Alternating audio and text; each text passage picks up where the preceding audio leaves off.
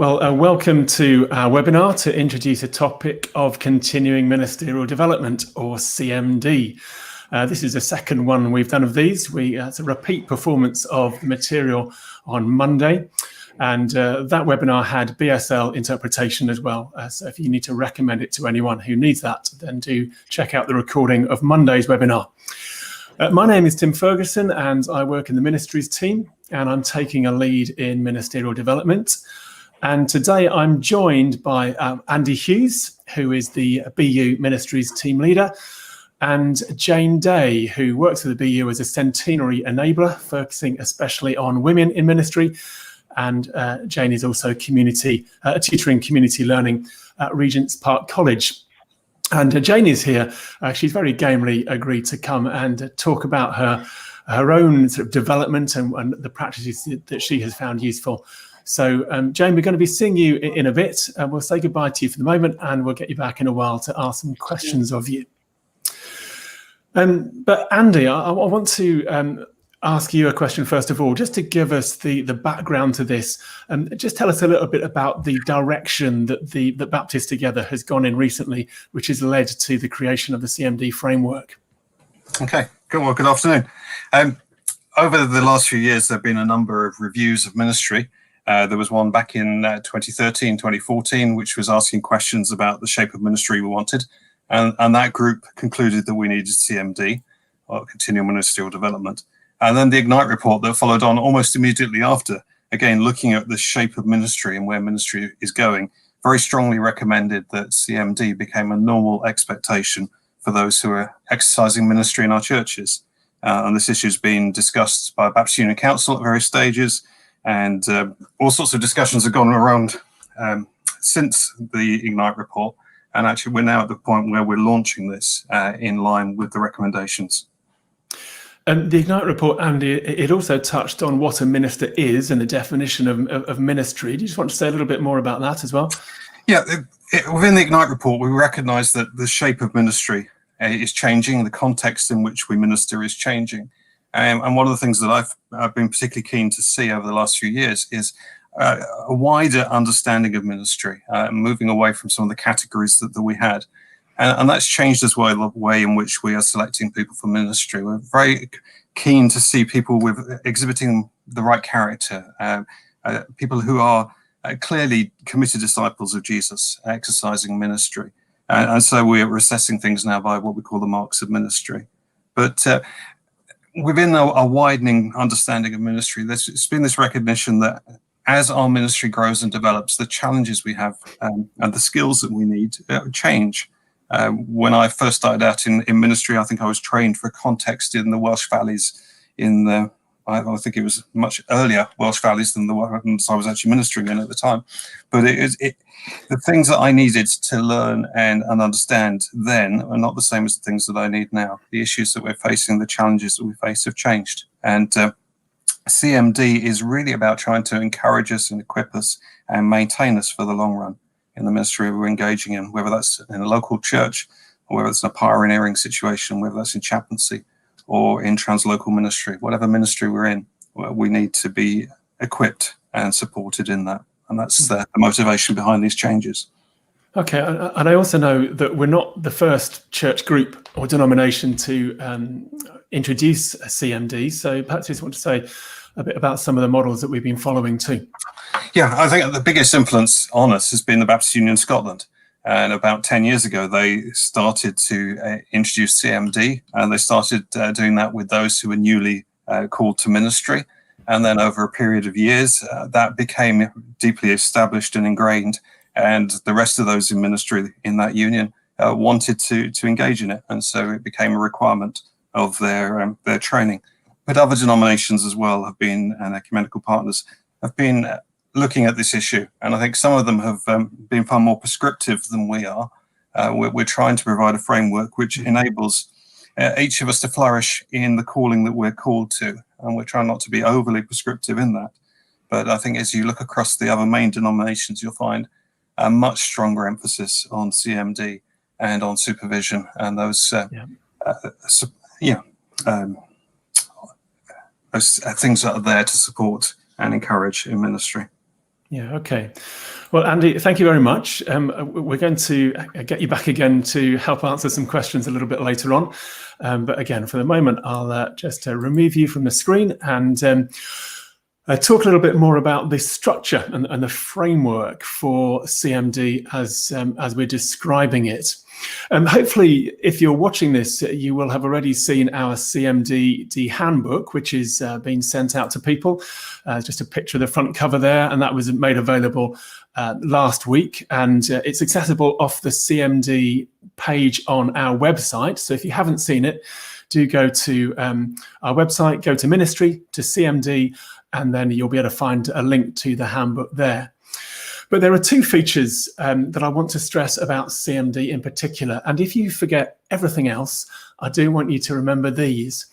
And the first is that CMD is not just about study or theology or even learning in general. What we're trying to say really is that CMD is about the well-being and the capability of all our ministers. So in no way are the ministries team going to be dictating, how many books you should read or how many hours of training should be completed. Our interest is in building a body of ministers who is capable, who are capable in their job and resilient in themselves and their relationship with Jesus.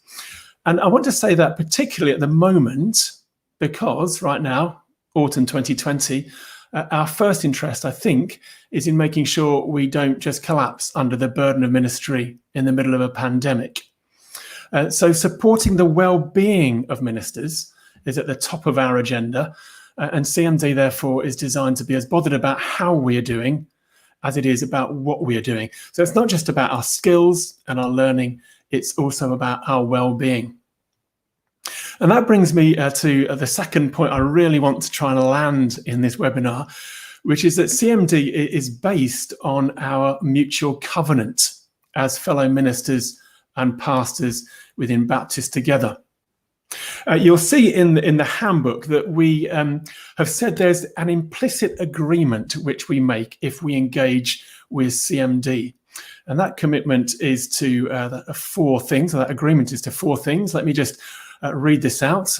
As partners in Baptist ministry, we each commit to Jesus, his gospel, and his church, our ongoing discipleship, development, and well-being, the support and well-being of our fellow Baptist ministers and their families, and the unity, welfare, and mission of our wider Baptist family, its associations, and union. So what we're trying to say here is that this is about, particularly that third statement, supporting each other in our development, taking responsibility, if you like, for one another's development. Other church denominations that are more hierarchical, they may be able to demand that their ministers or priests report to a senior colleague. They may be able to provide a comprehensive structure of supervision, and some have. I don't think we can do that, and I could just imagine the backlash if we tried. And that means if we're going to develop, we're going to have to help each other and take responsibility for the well-being and development of us all. So at the heart then of our CMD framework is an annual CMD audit. Let me just say a little bit more about this. The idea here is that we undertake an audit, an annual meeting in conjunction with a colleague or maybe a small group of colleagues. And we're asking this to be carried out by the end of November each year from November 2021. And that audit has two components. The idea is we look back and reflect together on our CMD over the last 12 months, but critically importantly, we also put some plans in place for how we want to continue to grow in the next 12 months. And there are forms in the handbook that help you complete that audit. The forms are very basic. They just ask us to consider how we are doing in respect to 5 CMD habits. And I'm going to come back to those habits and what they are in just a moment. But it's worth saying at this point that there are only 2 things that we in the ministries team want to know about your CMD.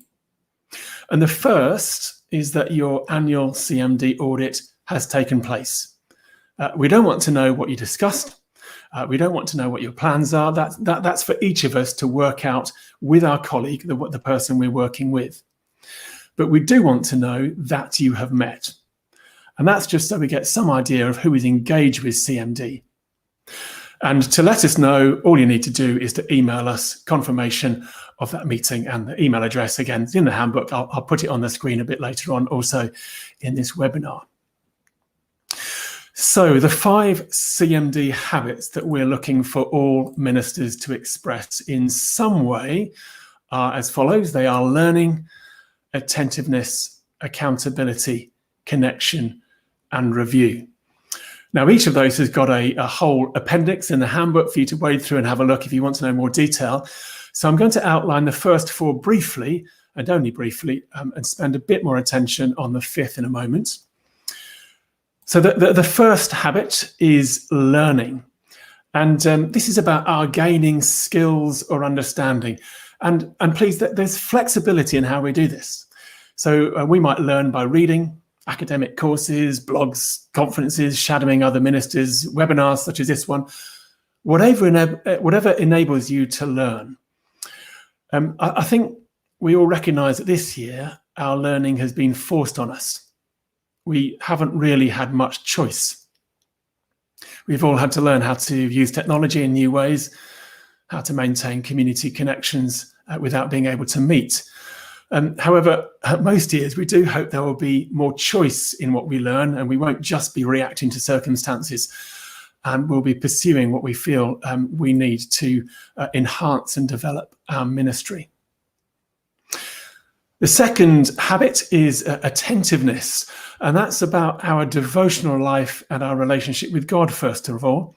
It's prayer, it's Bible reading, retreat, journaling, meditation, worship, and all the rest. But attentiveness is also about our personal, physical, emotional, and relational well-being. In other words, it's about being attentive not just to God, but also to ourselves and our own needs, and to those who are dearest to us. The third habit is accountability. And if there was one habit I want to recommend, it would be this one. I would so love it that each of us has someone outside our ministry setting with whom we can share our stuff. And that might be a mentor, a pastoral supervisor, a huddle of fellow ministers. It might be a coach, a spiritual director, a soul friend. All of us should have someone to go to that we can talk things through with and just express some of the joys and the trials of ministry, and maybe to ask questions and seek advice. And the fourth habit is connection. And again, I'd love to think that no Baptist minister feels isolated, and that all of us are connecting with colleagues through friendships and through association life and activity, and those more formal occasions such as ministers' conferences and Baptist assembly and so on. And also, as we gain from connecting with others in those ways, so we also connect by offering ourselves to the wider Baptist family in supportive roles for others. So we might be walking with other Baptist ministers, or we might be, I don't know, a moderator of another church, or helping our association or the national grouping in some way in one of the networks and groups that meet. So my hope then is that the annual CMD audit will probe those 4 habits and ask us to be honest about how we are doing. But the 5th habit needs a bit more explanation, and that is the habit of review. And we want to recommend that every minister submits their ministry to review at least once every 3 years. Now, it won't come as any great surprise to you that when we were consulting on CMD, this is the habit that caused the most anxiety. Ministers, I guess, don't like to be beholden to a group of deacons, say, who appraise their performance.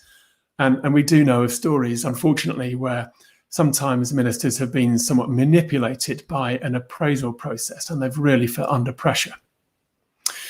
And that's why we're suggesting not an appraisal, but what's called a 360-degree review. Now, if you're not familiar with this review tool, again, the details are in the handbook, but the beauty of a 360 review is that we as ministers remain in control of the process and the outcome. So what we do is ask a number of people of our own choosing to review our ministry, And that can be people who work alongside us, people who, well, I was about to say we work for, but if we have that's maybe not quite the right phrase, but if we have a senior minister perhaps who we work with, or those to whom we minister, or it could just be those who see us in role, which might be a regional minister, might be a local head teacher or a counsellor, whoever sees us acting out our role as ministers. And so we seek their commentary on how we're doing, and then that is collated, all their comments are collated by someone that, again, we choose. And that feedback coordinator is the person to give us feedback and help us determine next steps.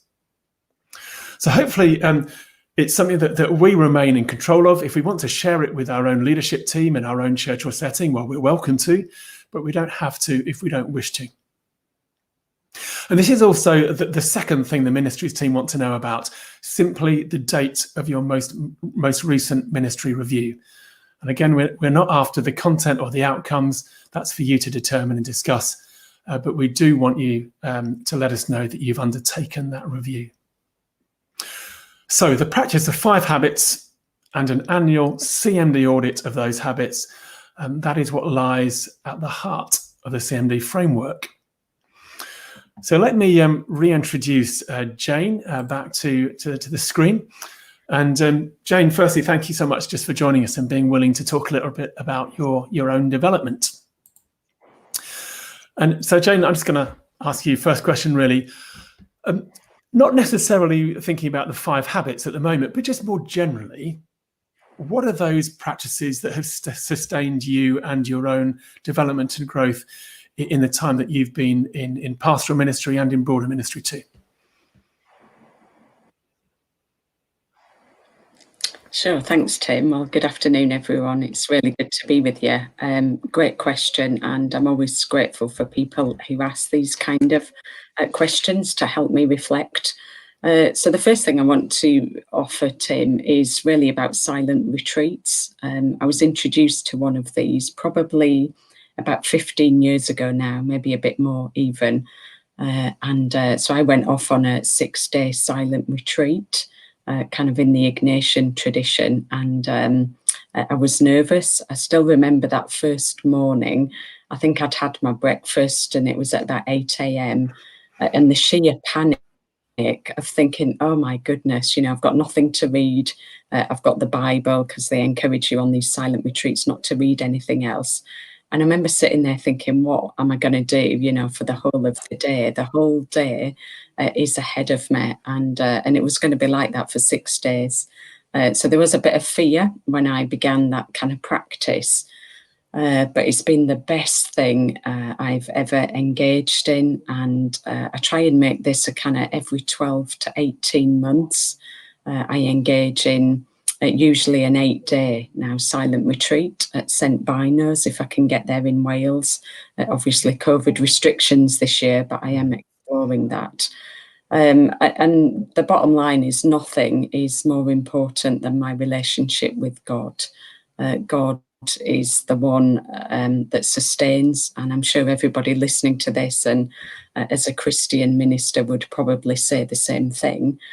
So I kind of think, well, why not give this relationship, really quality time? So I am a huge fan of silent retreats, and it's sustained me in ministry in all sorts of ways throughout the past nearly 20 years now. So it's a great practice. And the second thing, I think, Tim, is, and I've probably become more aware of this in the last few years, is around my physical body.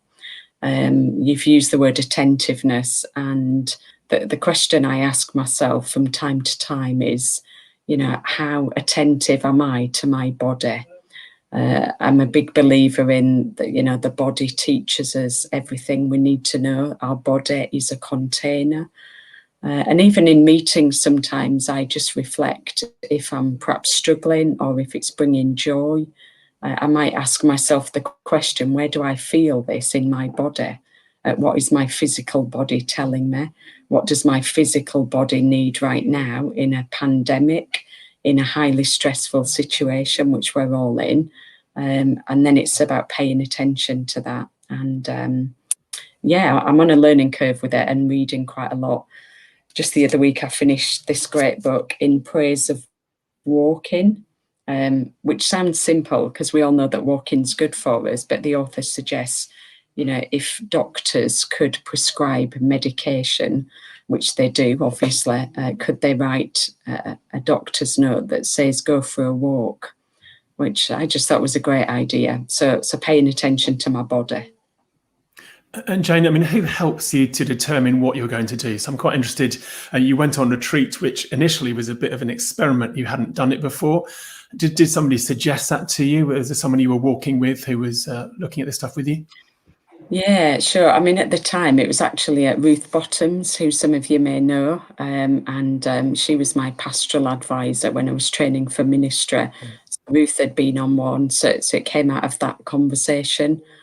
But also, Ruth was just a great listener. And I remember at the time thinking, thought all sorts of things, but it was the first time somebody'd really listened to my heart. So it was an encouragement of others speaking into my life. I meet with a spiritual director.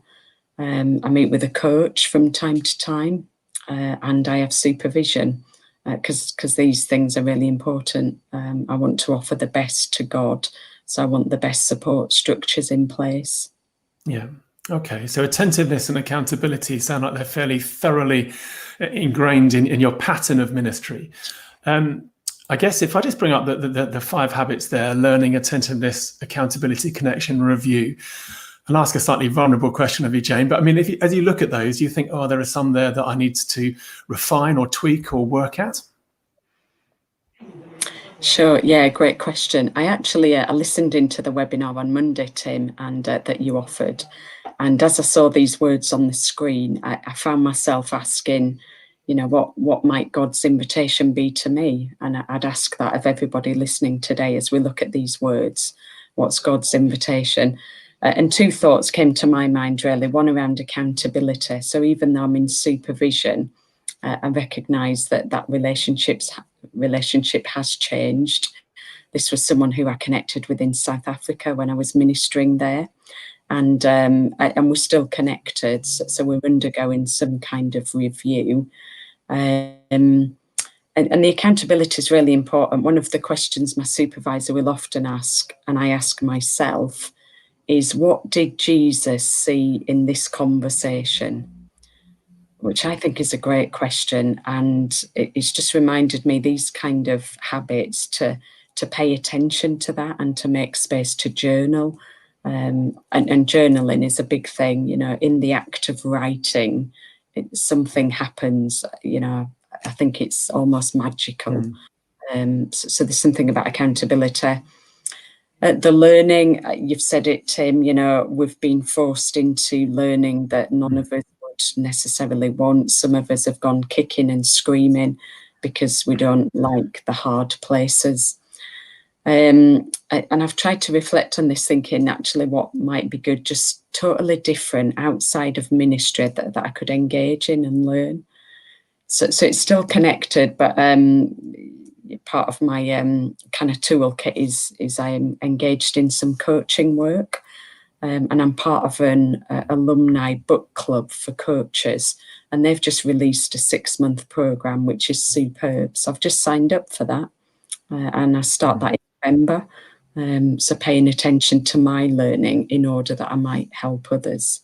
So that's right. So in that case, your learning almost has 2 elements to it. One that might be very ministry specific, what you need in order to fulfill your responsibilities now in this season, but also just generally for your own growth and well-being that might be not necessarily related immediately to the setting you're in. Yeah, absolutely. Okay. Yeah.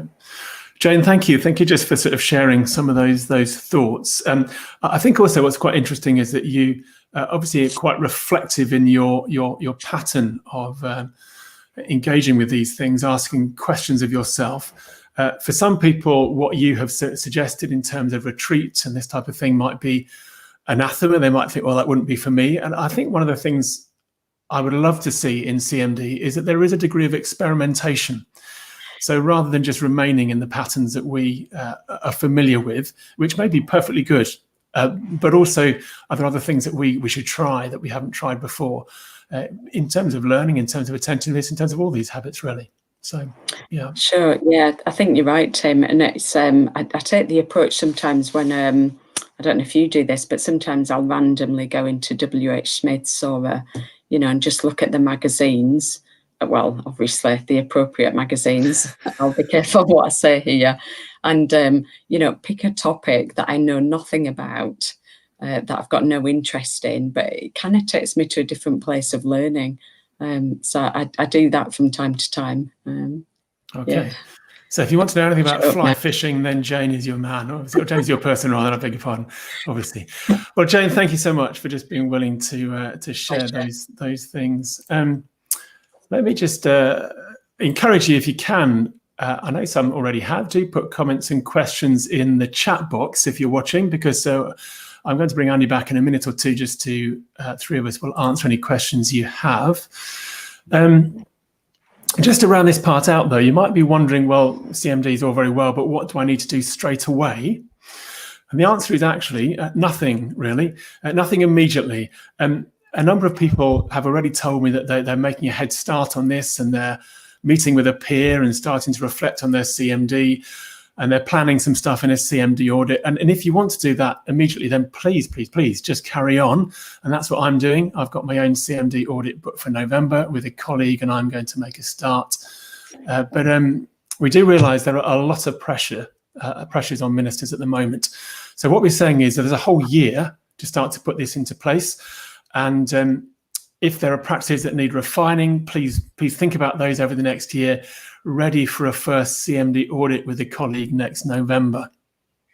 If you do want to sort of formally enroll, just to give us a bit of a thumbs up for the concept and let us know that you want to engage, then do just drop us an email, and the email address is there, cmd@baptist.org.uk, and we'll just note it on the BU database that you're hoping to engage with CMD, and that will give us an indication of how many are beginning to take part. I'd also like to point to the very back page of the handbook, very final page, right at the end. There's a quick start guide, which gives you an order to follow if you want to make a start. So let's see what questions we've got coming in. Let's just bring Andy back in, and to encourage you to put more questions in. Andy, I'm going to ask you a question first of all, while I have a quick read of some of those that might have come in. So Andy, what about money and funding? Some of this will require some resources putting towards it. I'm wondering what people should do, particularly those who may not have churches that are so well off. Okay. Just before I speak about that, I just want to pick up on the walking idea that seems to be in all the chat. I certainly remember as a regional minister, one of the things I occasionally did was to go for walks with another minister, just to talk and to view things from a different perspective. I had the advantage of being in South Wales and being able to walk across the beacons and places which were more interesting than where I am at the moment. But yeah, I'd highly recommend spending time with someone intentionally, taking that time to walk and talk and think in a different space. It's really helpful. In terms of finance, we are aware that funding CMD is a significant challenge, and depending on the ministry involved in, there may not be a group such as the church who are there to support you. Certainly some of our pioneers and those in chaplaincy may not have access to that sort of funding. So the Baptist Union trustees have put some money aside for next year as a starting point in trying to help fund ministry. Fund CMD. So if you're struggling to afford your CMD, please get in contact with us and we will see what we can do to help. Okay, yeah, thank you. So just looking through the chat, yes, there is quite a bit about walking, and a comment. I've now lost it. I'm looking at the comments here. Somebody suggesting, should we get a group together and do walking together? Well, by all means. I mean, this is the point I think about CMD. We are going to be helping one another. Just one from Andy Gibbs. Andy, you said here, I'll put it up on the screen, 360-degree review, in my experience, does not operate in this way. You want to just add a little bit more in the chat if you want. I'll try and answer that. Alternatively, from Sarah Worthing, when she had a 360 review at SU, I was in that Scripture Union, was amazed at the comments from colleagues and associates who should pitch take part. Certainly my experience of a 360 review is tremendously helpful. I've done a couple. And we will be doing, again, in the new year, a webinar to look more at that habit of review, how you can do it well, how you can make the most of it. Picking the right people, mind you, is something that's quite important, that picking the right people to help you. And I see a comment here from Andy Grice. Feel like we need to have 3 key relationships in place for this stuff to work well. A CMD peer, an accountability relationship, and our feedback coordinator. I feel like I need a lot of help with this. I think that's a really valid point. Just on the first, the CMD peer, I hope, Andy and others, that very much is within your domain, to find someone and to pick someone you trust, someone will be a safe place, a safe person to talk to, but also will be frank and honest with you. Finding an accountability relationship may be more difficult, particularly if they're mentors and coaches or spiritual directors. Jane, you've got some experience, I know, in coaching and where people can go for some of these roles. Jane, anything you can any ways you can point people to in that respect? Yeah, I'm just reflecting on the question, and 2 things are just coming to my mind. So I'm going to give a plug, if I may, Tim, for Regent's Park College at this point. I don't know if Helen Cameron is online, but Helen's a colleague of mine at the college. And we've been having conversations with Tim and with others about this very question. And so actually, where is the space? I'm stepping back a little, but just to talk about CMD habits generally. So all these relationships, and so Regents will be putting on a kind of workshop to explore this very question. There's loads out there, Andy, and I can talk to you separately, and I know that others have commented on your post as well already. But one of the things I find in my coaching practice and work that I've done with people is that often people don't know what help they need or what would be helpful. So the first conversation is actually about saying, well, what would be helpful? Because we use all these words, different helping professions, but actually, in your case, Andy, what would be most helpful? So for some, it's a spiritual director, it's a coach, it's this, but what do we mean by these different disciplines? So one of the offerings from the college will be to explore this in much more detail, but happy to chat privately. Yeah. I'd also want to say, I see that Jonathan Somerville has put something in the chat. One of the Facebook groups for Baptist ministers is looking at whether they can provide people to accompany each other. And if you want to know more about that, then do get in touch with Jonathan. And also, I know that Facebook group is putting on some webinars, one coming up on children's spirituality. We hope as Ministries Team to be putting on some webinars as well. We'll hope to coordinate some of this, so there's not too many things coming at you at any one time. But again, it really will be looking for opportunities for learning and for people to accompany you, kind of looking around to see what's out there and encouraging each other. If there's anybody who has stuff that they want more broadly advertised that could have a national reach, then any time do email me, and we'll be putting together some monthly CMD emails to go to all ministers, just to keep people up to date with what may be out there. Thank you, Sarah Worthing, who isn't Sarah Worthing, for correcting me on who you are and where you're from. Sarah from Worthing, thank you very much for that. One here from West Lane Baptist regarding funding. And in this case, the church pays for this person's supervision. So there are conversations to be had with churches about whether they will support your own supervision and those roles where you'll be helped. Please say to them it is in their interest to support your development, because it really will be, because a well-developed and connected minister is going to benefit the church or the setting they're in. And all churches have received details about the CMD framework, so they should be aware of it. One that I can quickly answer from Andrew. Hi, Andrew. Is CMD for training ministers as well as accredited ministers? So in other words, for ministers in training. Well, the answer is not at this point. So if you're a minister in training, the 5 habits are embedded anyway within your ministerial formation course at college. So CMD really at the moment is for those who are beyond their training. And our plans are to tweak the newly accredited ministers program, those first 3 years after training, to be about embedding those 5 habits in the life of the minister. So if you've got a minister in training in your church, at this point, they should know about it because they've all received an email, but they don't need to do anything themselves because their college is already walking them through most of these habits.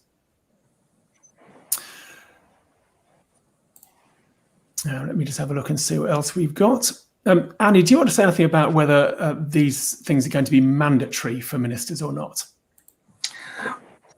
We've spent a lot of time thinking about whether this should be mandatory. Within our understanding of accreditation and the way we encourage people in ministry, we felt it would be unhelpful to make it mandatory for those who are already accredited. So it's an invitation, if you're already accredited, to join in and engage in this. It may be over time it becomes the norm, and at that point we'll then review that decision. But we are making it mandatory for those who enroll from September next year. So if you're new into accreditation, it'll become a normal expectation that when you sign up to be accredited, you accept that that's what we expect of people. So it's encouragement and trying to put the resources in places to help you rather than making it something that's formally required. Okay, thank you. Lots of stuff in the chat just about that 360 review and how it works, and also what the feedback is that you get from your peer when you're looking at a CMD audit. And I think that there's a comment made, it's quite easy to pick someone who will make it easy for you. And again, I'd encourage you to pick someone who's going to be honest with you rather than just, you could have just agreed together to not really challenge each other. That would be a shame and a missed opportunity. From Alison Mackay, just saying that there's the Association of Pastoral Supervisors and Educators. They can help you out with pastoral supervision. And again, in the handbook, in the appendices, there are a number of organisations that are pointed to that can provide some of these more formal roles if you want to pursue them. Another one from Andrew, another good question here. If we already undertake annual appraisals, should we replace those with a 360 review? And the answer is no, you don't have to at all. If you're a chaplain, you'll probably have an appraisal system in place. If you're in a larger church, you might well have an appraisal system in place. And if you're anywhere, you might have one. If you've already got appraisal, that's fine, carry on with it. There's no need to replace it with a 360-degree review. That really exists, the review exists for those who haven't got anything. It's a bit of a default option. However, I would say that a 360 review, because it draws on a number of commentators, it does offer something different to an appraisal where you might be appraised by, again, a senior minister or someone like that. So you might want to look at it even if you do have appraisals and think, is this something I should use at some point just to get a more rounded view of how I'm doing? And that's how I've used it before, and I found it incredibly useful, even if there was also a more formal appraisal for me in my church. Another comment is from Jonathan here, Jonathan Somerville. The webinars that his Facebook group are providing for anyone enrolled on the CMD scheme. I just want to slightly correct that. I mean, you can enroll anytime, although we're not at the moment keeping an accurate log. We've only got sort of 30 people so have done that so far. The point is, at the moment, CMD is open to all ministers, unaccredited as well. So we do hope that resources will be made available to as many as possible. I'm just now reading some more comments, so just give me one moment. One from Stuart Clark. One of my sons is a Baptist chaplain, in the British Army. Is he included in CMD? And again, yes. So the CMD handbook will have gone to all ministers, chaplains as well. They may well, well, I'm sure they do have formal appraisals, of course. But yeah, we're inviting chaplains to take part. So the answer to that is straightforward.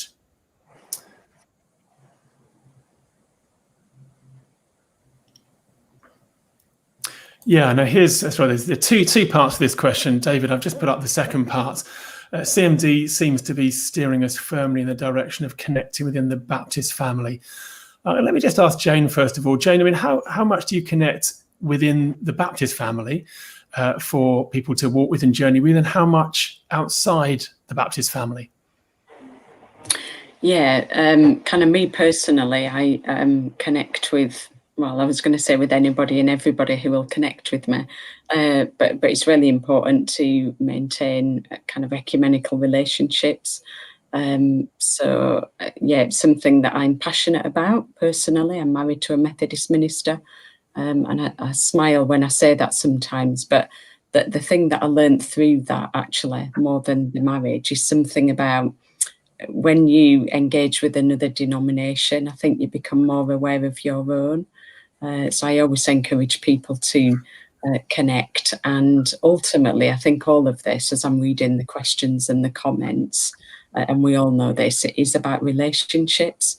So if you connect with people relationally, and, you know, I mentioned the silent retreats, they're often from a kind of, not always, but a Catholic perspective sometimes.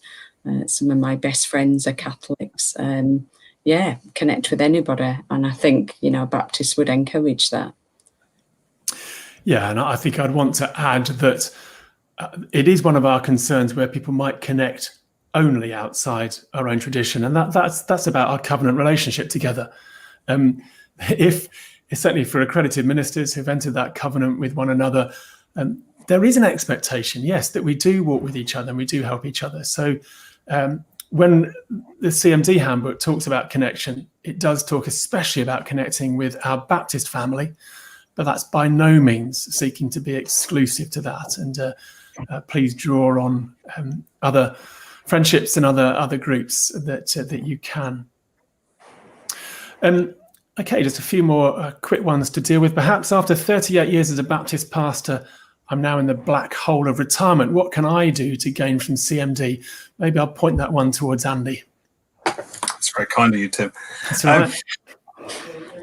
I think if you're at that stage in ministry, I think one of the things we want to be doing is encouraging you to invest in other ministers if you're able to. We are looking for people to train as supervisors. We're looking for people to take on some of those mentoring roles. And if you're able to share from your experience and see it that way around, that would be something we'd want to encourage. Okay, yeah. Thank you. I'll get lost in all these comments that come in. Here's a very easy one. You've got loads of questions. Is there an email I can send them into? Well, yes, cmd@baptist.org.uk. Though I would say, I would encourage you also to point questions to your regional team. And I'm sure they will be getting up to speed on some of these things. I'm just aware that if I have 10 questions from every minister in the Baptist Union, I'll be a little bit overwhelmed. So do lean on each other. Yeah, we've also got just a note here about webinars for unaccredited ministers. Again, I just want to stress that the whole CMD framework is for unaccredited ministers as well. So I guess there's a higher expectation on accredited ministers and nationally recognised pastors to take part. But we very much want to draw in all those who are pastoring our churches, not least because, again, that will serve our churches well. And there's a way you do that. If you are unaccredited, you do need to seek the endorsement of your association. Again, the handbook has all the details. Bring up a comment from Trevor. Just wondering about plans to engage on this with church secretaries, deacons, asking for those of us managed by those who don't always get the challenges of ministry. Yeah, Trevor, that's a slightly difficult question in that, I mean, we've certainly let secretaries and treasurers know about CMD, and we've encouraged them to talk to ministers about the framework.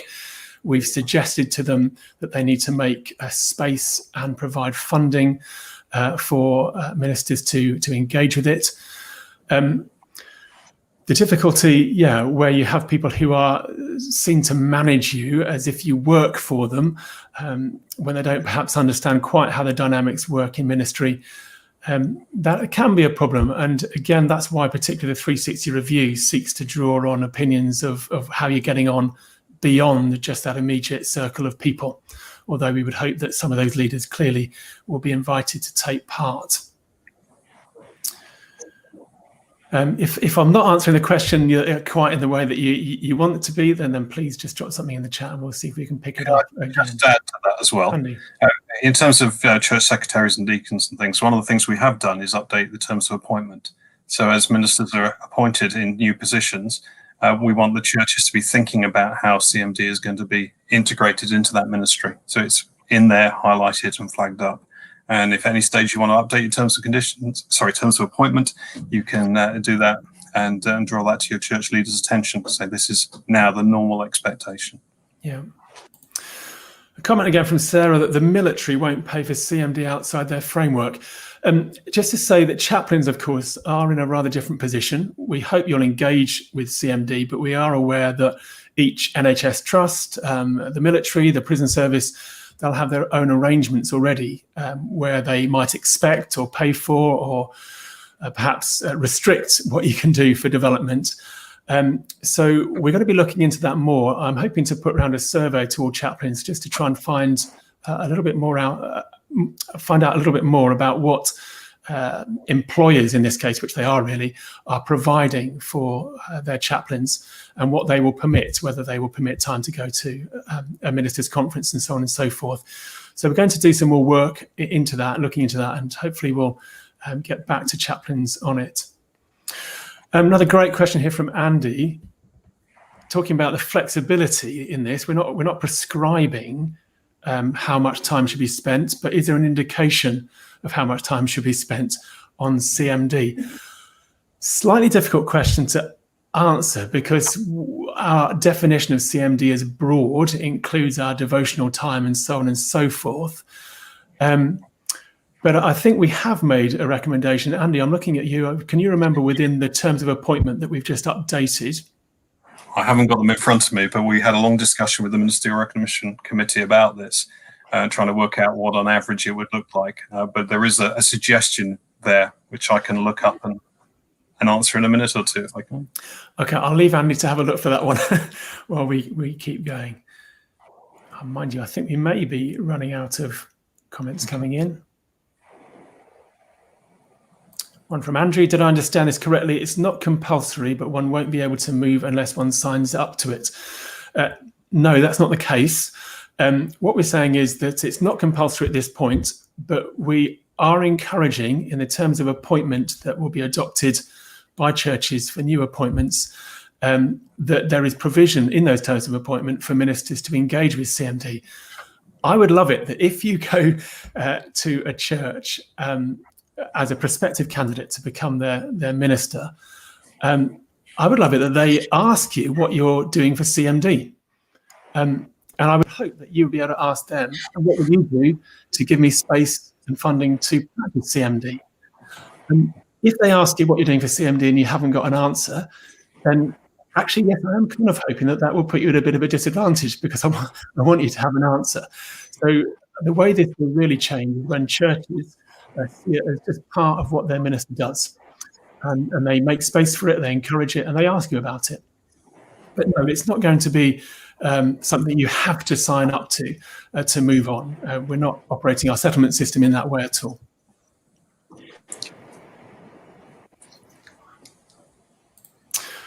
Another one, is there a potential conflict of interest when your CMD peer is the one you are also feeding back on?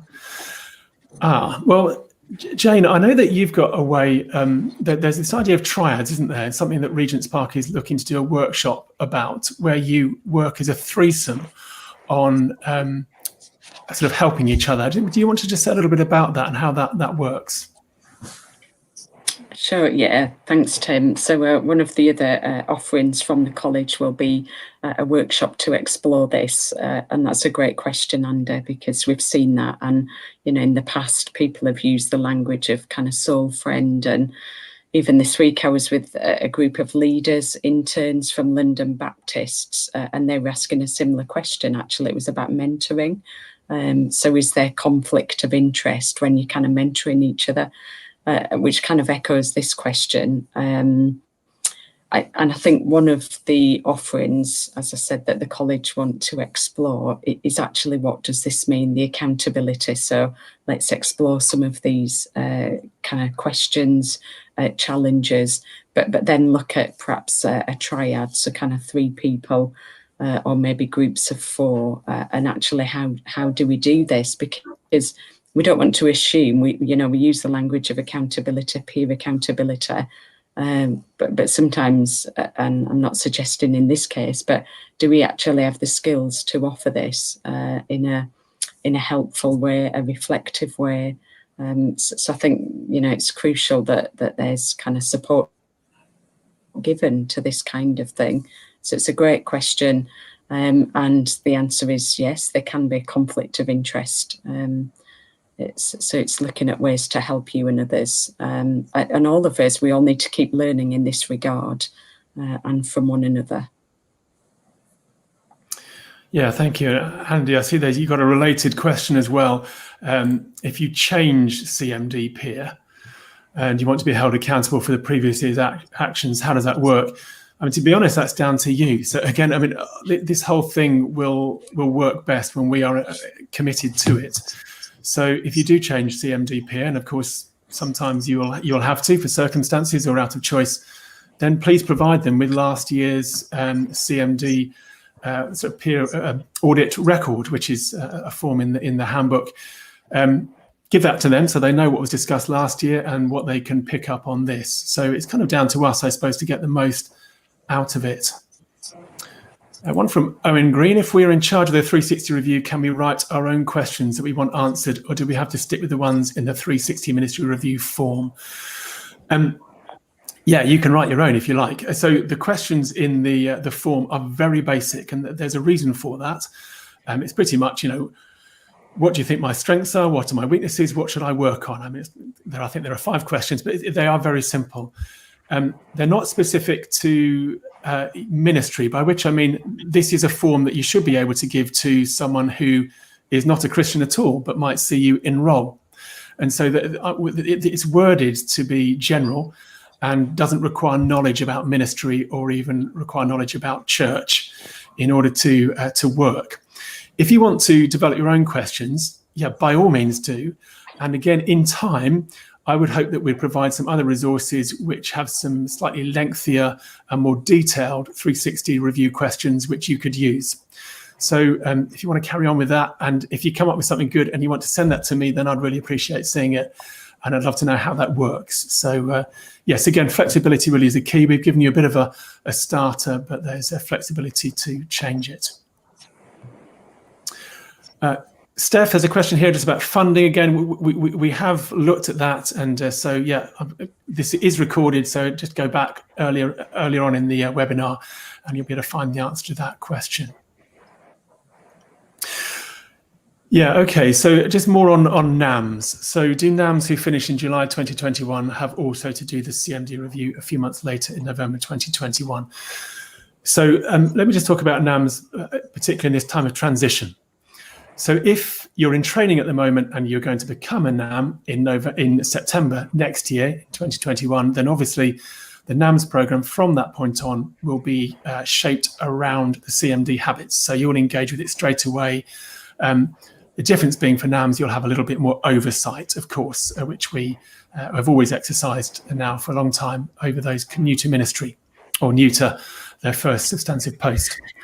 If you're actually a NAM in sort of year 1 and 2 at the moment, then at the moment, just keep going with the NAMs program as given to you by the association and the college. And then CMD will kick in for you when you complete your NAMs program. So obviously we're in this time of transition. If you're already a NAM, then for the moment, just go with what the college and the association are asking you to engage with, and worry about CMD after that. Though it may well be that both the colleges and associations might start to talk about your program in terms of the habits of CMD. That will be down to them. But it's just slightly awkward at the moment as we're going through the transition. So yeah, hopefully that will work out okay. I think probably we're mostly at the end of our questions. I'm aware of the time that we wanted to finish within the hour as well. So perhaps we'll bring it to a halt there and just say, if you've got other questions, again, do please email me.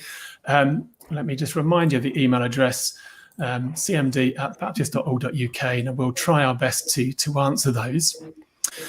Just as we conclude, I want to say also that we do have hopefully a series of webinars which will be monthly, and the next one I hope to be on 11th of November. We haven't got a topic for that, there's just a bit of a problem with that, but hopefully we will have a topic and we'll advertise it. All those webinars, monthly webinars, will be at 1 p.m. on Wednesdays. And the idea of those webinars in particular will be to talk more about the mechanics of CMD. You know, what's pastoral supervision and how do we access it? How best can we host a 360-degree review, and so on and so forth. So that will be looking at the mechanics. And then, as we've said, there are lots of opportunities out there for more general learning about topics to do with ministry. But for the moment, I think probably it's just for me to say thank you very much for sharing in what we've been looking at today, and for joining in. Thank you to Jane for making herself a bit vulnerable and answering questions, and to Andy for coming as well. And I think otherwise, just for me really to say God bless you in your ministry. In particular, our prayers are with you at this time in the middle of the pandemic and all that's going on. And so God